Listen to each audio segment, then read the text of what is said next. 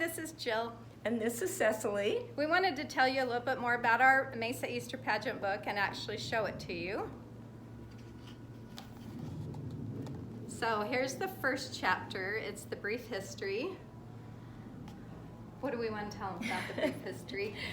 This, one thing that was interesting is as we did the research, all of the history that we pulled out and all of the information that we shared has been documented through online research or through personal interviews with people and through personal collections that we've been able to find. And so we were able to gather vintage photos and details about other events that happened on the temple grounds and in the city of Mesa during this time, from the beginning of when the pageant first started.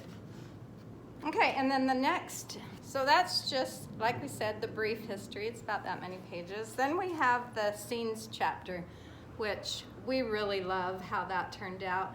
When we were putting together the book, we would ask each other and ask ourselves, and in prayer, we would consider how our book could tell the story of Jesus the Christ.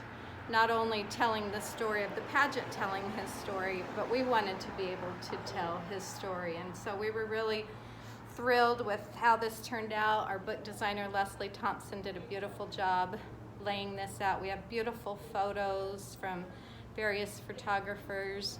Many of them are from Steve Porter. Just gorgeous. It's a gorgeous chapter.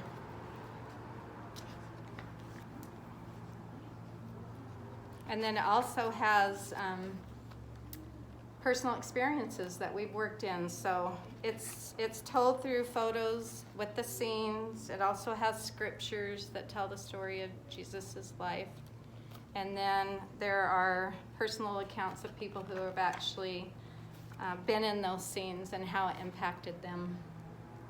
Yeah, this part is, I feel like, is also one of the ones that can be most meaningful to others who read the book, because they can sort of put themselves in that position as well, and to see in those different times of Jesus's life how they would have reacted and maybe how they feel about those particular scenes.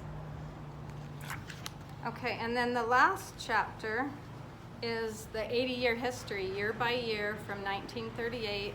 We were actually able to track down a photo from the very first sunrise service, which was put on by the Maricopa and Phoenix Stakes Men and Gleaners, which was kind of similar to the young single adults these days. And they put on the very first sunrise service on the grounds of the temple. They were having a statewide convention here in Mesa for the first time. And then it goes through year by year. We were able to document every year through newspaper articles. We ended up with almost every program, even from those very early days.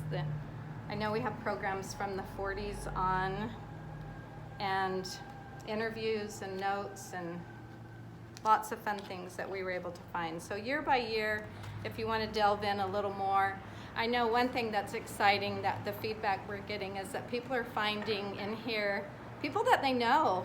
You know, people, if you grew up in the East Valley at all, they'll look in here and go, that's my mom, that's my grandma, that was my neighbor, that was, you know, my stake president, that was my friend down the street.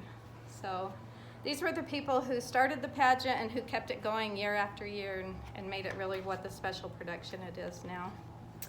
This section also shows how the pageant changed over the years and what adjustments were made every year. So as new technology was discovered and as there was more or different needs among the people, it seemed like the pageant grew and expanded to address those needs as well, and to always tell that story of Jesus in a way that would meet those needs. And we think that that's also one of the reasons why it has endured the way that it has. We hope you've enjoyed seeing a little more of our book.